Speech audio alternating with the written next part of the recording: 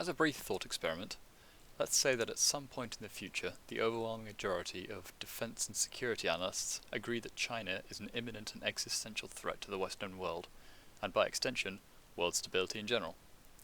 By the nature of their work, these people have close ties with the defense industry in largely consulting roles, and often have a stake of some sort in the industry, with the remaining support of these analysts coming from government sources.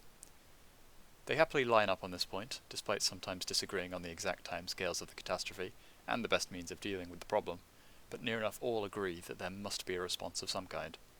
On the public side, the picture is more mixed, with some putting the full faith in the models provided, while other sections disagree with either the cost of action, or the methods, or the morality of it all. Of course, in this instance, the representatives of government must be mixed, but periodically it comes to the fore of discussion that some of these representatives receive support in various forms, both from the defence companies themselves, who cannot help but benefit from the policies of armament and escalation, and from individuals tied to this cause, both financially and ideologically.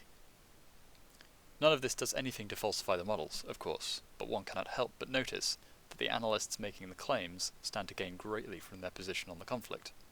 Not only that, but their special advisory roles in committees would clearly no longer be needed, if the issue were no longer present or recognised.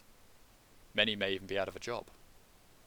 Meanwhile, even though there is opposition to the conflict, mainly from import and export trading companies, as well as corporations with significant exposure to the Chinese economy, this is very clearly seen and shown to be a cynical attempt to maintain their own profits, and is called out as such.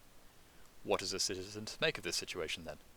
Is it reasonable to be sceptical of the moneyed interests' influence on both sides, and the potential of that to manipulate the situation, even while refraining from criticising or even accepting the assessments of the analysts? Just a thought.